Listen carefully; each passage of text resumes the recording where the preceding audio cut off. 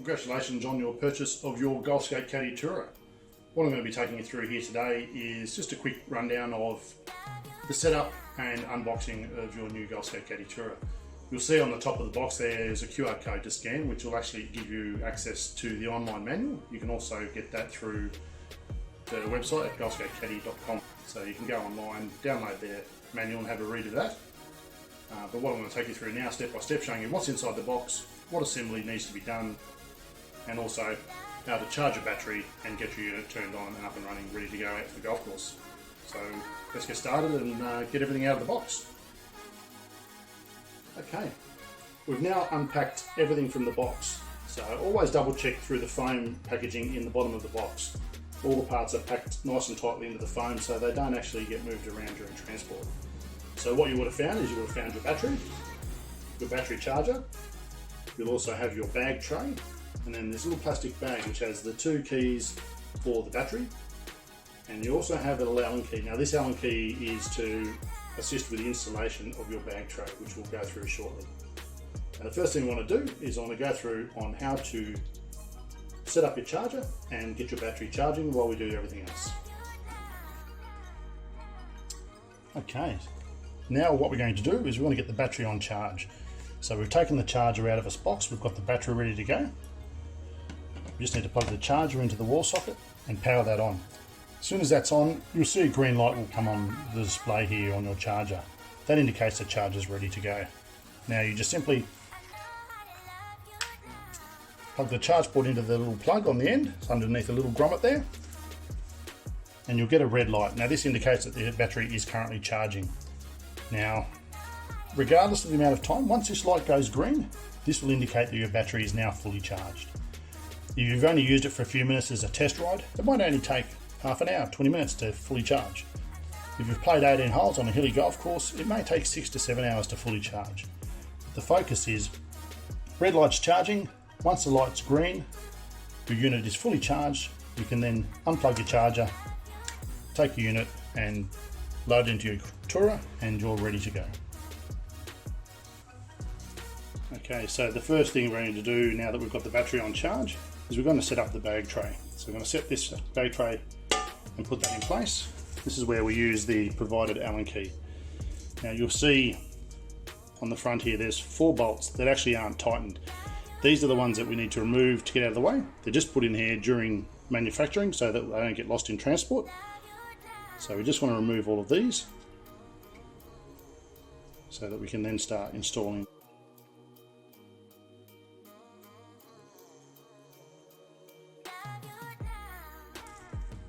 Okay, now we've got those bolts out of the way. Now what you'll see on your bag tray is you've got the 4 holes, the small holes. These are for the bolts. And there's the 2 larger ones. Now these ones actually position over these 2 existing bolts that are in there. So they're basically a locator. So what we want to do is position it over the top of those holes. And then we just want to tighten up these 4 bolts. Now as you tighten that up, they're a very snug fit, designed to be nice and tight. So as you tighten that up, this will push this unit further down and snug against the main frame.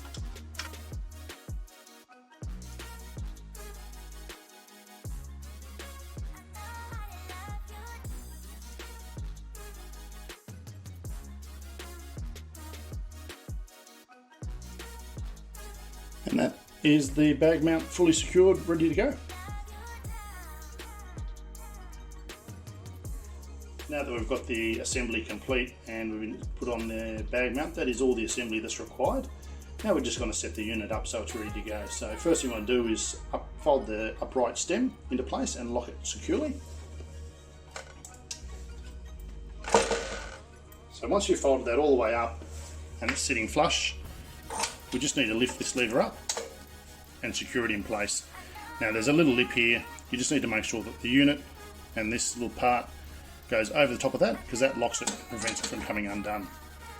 So when you do want to pack it down, you can see there's a little spring-loaded pin that you release, and from there you just push it all the way down, and that allows the unit to fold back to its original position.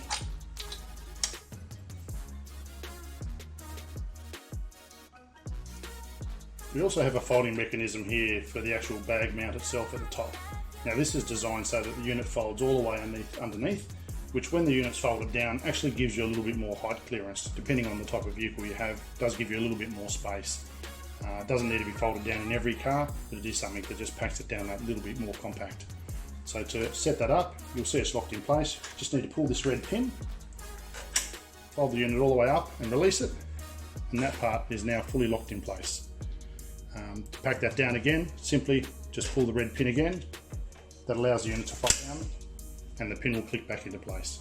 So really quick and easy to have that set up ready to go, and now our unit's ready to have the bag mounted.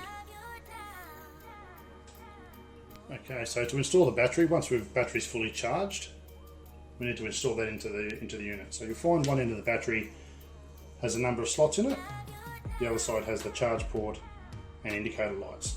So we need to line up the slots with the pins located in the base. Slide that in there, and just a quick push back locks that battery in place nice and secure. Now the key is designed purely to remove the battery when you need to, so it doesn't do anything else other than lock the battery in place. So just to turn the key, have a hand ready, that releases the battery, allows you to take that out to go away and charge it.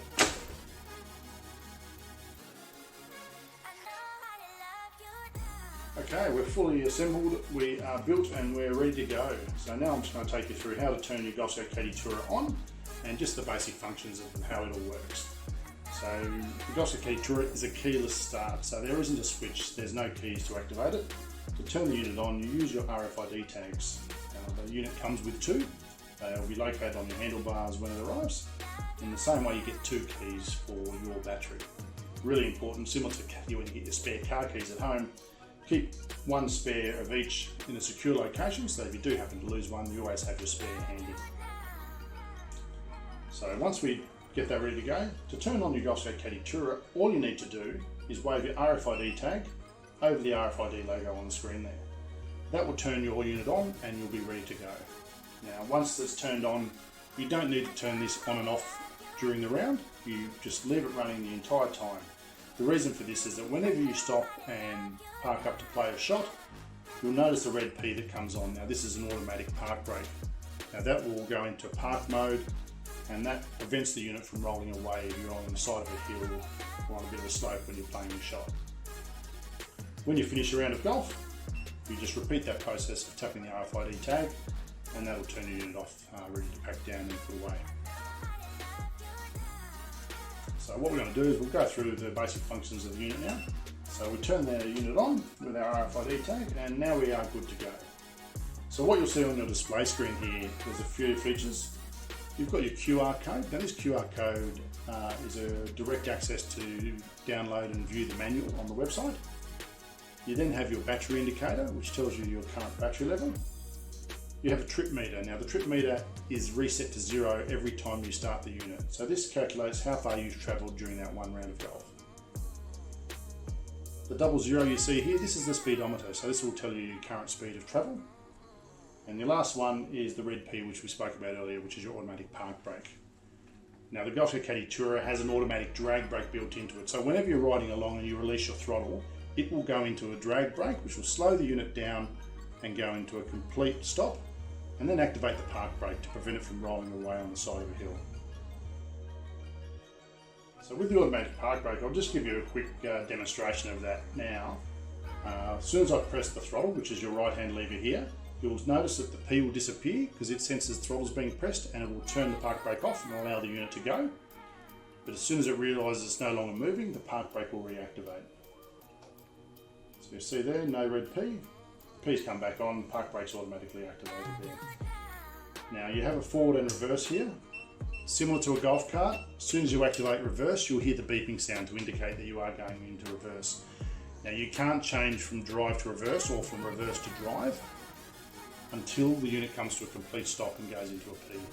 Even if you're travelling at full speed, travelling forward, and you flick reverse by mistake, it won't activate reverse. It will wait until the unit is completely stopped before the program will switch it into reverse and allow you to go backwards. With your throttle, which is your right hand lever here, It's a proportional control, so the speed that you travel will be relevant to how far you depress the throttle. So if you depress it to the full extent, you'll get to full speed. If you hold it halfway, you'll be traveling half speed. So you're in full control at any time at what speed you wish to travel. Your left-hand lever here, this is your brake. Now it's an emergency brake, so you don't need to press that. The unit will automatically go into a drag brake and slow down by itself as soon as you release the throttle. But if you need to stop quicker for any reason, you press the red button and push down this side, and that will activate your emergency brake and will stop the unit a lot faster. So we do suggest when you first get onto the unit, go for a bit of a ride around, take your time, get a feel for how the unit reacts with the throttle, you know, the acceleration and the speed it takes off at. In the same way, get the feel for how much the brake is just through the drag brake versus or how much quicker it will stop when you depress the emergency brake. So just get a bit of a time, a bit of a feel for exactly what's going on. Next to the brake lever, you'll see a little bell. Now this is purely just an alarm bell, similar to a bike bell. So if you are riding along and you do have somebody in front of you and you're coming along, because the unit is so quiet, that is just a little alarm, like a bicycle bell, just to let people know that you're coming and to keep an eye out. Once you've finished a round of golf, obviously we've finished our round, we've done, all we need to do is we turn off our unit with the RFID tag. You can remove the battery, fold it all down, load it up in the car, get it home and give it a full charge. Now one thing I will go through with the battery charging is always make sure that your light on your charger is green before you take it off. You don't want to take the battery off charge if the light is still red because the battery is not fully charged. You need to wait for the charger light to go green to make sure that you do have a 100% fully charged battery to take out on the course with you. Thank you guys.